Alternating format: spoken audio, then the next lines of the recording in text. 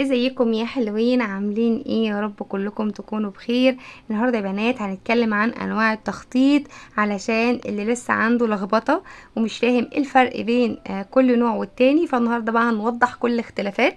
انا ما حبيتش طبعا اعمل لكل نوع فيديو علشان ما تشتتوش نفسكم اكتر، فانا حبيت احط لكم كل الخلاصه في فيديو واحد، عشان لما تحسي نفسك مشتته كده تبقي عارفه ان هو في فيديو واحد هيلم لك الدنيا كلها. تمام. فالنهارده بقى هنتكلم عن الفرق بين التخطيط اليومي والتخطيط الاسبوعي والتخطيط الشهري. يا جماعه ارجع واقول تاني، التخطيط مش مضيعه للوقت، ولا احنا ناس فاضيه فقاعدين بنعمل خطه شهريه وخطه اسبوعيه وخطه يوميه.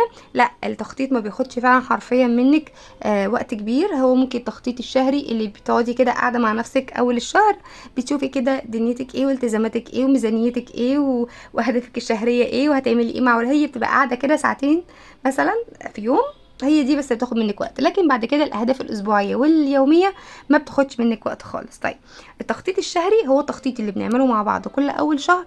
وطبعا انتوا اتعودتوا كل بدايه اول شهر انا بنزل لكم فيديو ان احنا هنعمل ايه الشهر ده او ايه الطابع المسيطر على الشهر ده. فالخطه الشهريه انا بكون محدده من خلال الطابع، يعني الشهر ده فيه موسم ايه، فيه عيد، فيه رمضان، فيه دخول دراسه، فيه دخول صيف، فيه دخول شتاء، هنعمل استعدادات معينه لحاجه معينه. فببتدي ان انا احط خطه مناسبه للشهر اللي انا فيه، مواعيدي ايه، التزاماتي ايه، ده كله بحدده طبعا من التقويم اللي بنعمله في اول الشهر، علشان اعرف لو في عيد ميلاد عندي، ميعاد مع دكتور، ميعاد مهم، ميعاد مقابله، ميعاد درس، ميعاد تمرين. ببتدي ان انا انظم وقتي حسب المواعيد بتاعتي، وعلى اهدافي هعمل تنظيف عميق الشهر ده ولا لا، الميزانيه بتاعتي ايه. فهو ده التخطيط الشهري اللي بنعمله كل اول شهر.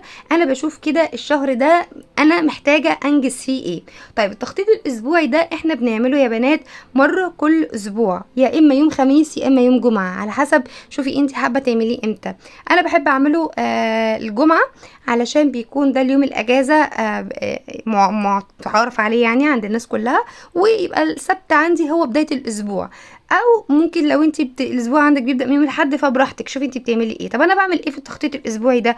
انا بشوف الاهداف اللي انا حطيتها على مدار الشهر، ببتدي اقسمها على 4 اسابيع. فببقى دي انا مثلا دلوقتي لو انا حاطه هدف مثلا ان انا هعمل تنظيف عميق للبيت، فاكيد مش هعمل تنظيف عميق للبيت كله في اسبوع واحد. لا، انا ممكن مثلا الاسبوع ده هخصص مثلا غرفه النوم وغرفه الاطفال، الاسبوع اللي جاي مثلا هخصص المطبخ كل يوم هعمل مثلا جزء منه، الاسبوع اللي بعديه هعمل الريسبشن مثلا، الاسبوع اللي بعديه وهكذا. يبقى انا هنا ببتدي لو انا عندي هدف كبير او ضخم انا حطاه على مدار الشهر، انا ببتدي اقسم الهدف ده على ال4 اسابيع بس. بعمله اسبوع اسبوع، يعني انا بقعد مره كده كل يوم جمعه بشوف انا محتاجه اعمل ايه من الاهداف الشهريه اللي انا كنت حطاها في بدايه الشهر. طيب، التخطيط اليومي ده هي التودو ليست اللي انا بعملها يا اما بالليل قبل ما بنام، يا اما تاني يوم الصبح اول لما بصحى. طب انا بعمل التودو ليست دي ليه؟ عشان ابقى انا عارفه ايه هي الحاجات المهمه اللي انا ممكن انساها المفروض اعملها النهارده. يعني مثلا ما اجيش اقول انا هطبخ النهارده وهغسل وهروق دي مش تو دو ليست، دي حاجات طبيعيه انت بتقومي كده كده تعمليها. لو انت متعوده على الصلاه والصلاه بالنسبه لك حياه وحاجه طبيعيه جدا زيها زي الاكل والشرب، ما تكتبيش انا هصلي. لكن لو انت لسه مبتدئه في الصلاه وممكن تنسي، لا، تكتبي كده وتعملي هابت تراكر ان انت صليتي النهارده الفجر، صليتي الصبح، صليتي الظهر، تكتبيها. تمام. لكن انا دلوقتي بالنسبه لي الحاجه دي انا بعملها بشكل تلقائي، بتمرن كل يوم بشكل تلقائي، ما اكتبش انا هتمرن. انا بكتب الحاجات اللي انا ممكن انساها، ميعاد مذاكره مع اولادي، حاجه معينه لازم اعملها النهارده، تنظيف عميق مثلا لدولاب لحاجه، فممكن الحاجه دي انساها، حاجه انا ما بعملهاش كل يوم. تمام. لكن الحاجات اللي بعملها اوريدي كل يوم تلقائي انا ما بكتبهاش. الفكره يا بنات مش في انواع تخطيط، يعني الهدف هنا مش في انواع، الهدف من التخطيط هو التخطيط نفسه.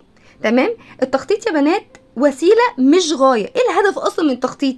ان انا انظم حياتي، وان انا حياتي تبقى بشكل اهدى، وان انا لو عايزه في هدف معين عايزه اوصل له اعرف هوصل له ازاي، من خلال الخطه اللي انا ببقى حطاها. وبتابع نفسي، بشوف انا عملت اللي انا قلت عليه ولا لا، بتابع العادات بتاعتي، بشوف انا عايزه مثلا اصحى بدري، اغير روتيني انا وولادي، فهل انا فعلا بصحى بدري ولا لا. بتابع كل يوم، بكتب كده الصحيان بدري او مبكرا، واعمل دواير كده واتابع هابت تراكر. النهارده صحيت، لا بكره ما صحيتش، الصلاه مثلا عايزه اتابعها، الرياضه، القراءه. يبقى انا هنا هو التخطيط والهابت تراكر والعادات والحاجات دي كلها اللي احنا بنعملها دي بتساعدني على تحقيق اهدافي. يبقى الهدف هنا ان انا احقق اهدافي، مش التخطيط او شكله في حد ذاته. التخطيط هو وسيله عشان اقدر احقق هدفي.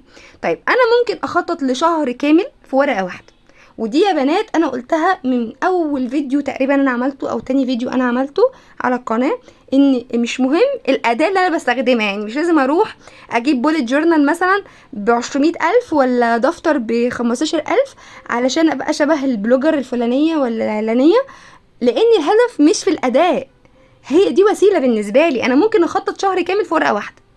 انا محتاجه اعمل ايه؟ انا ايه اللي انا هستفيده؟ ان انا احقق الاهداف التانية. ما انا ممكن اروح اجيب دفتر غالي جدا في الاخر انا ما اعملش اي حاجه، ويتركن ويعدي السنه وانا ما عملتش اي حاجه ولا كتبت فيه اي حاجه. يبقى انا الهدف هنا ان انا عايزه اتابع خطواتي، هل انا بتقدم ولا بتاخر ولا بتراجع ولا انا واقفه مكاني ولا ايه الموضوع بالظبط.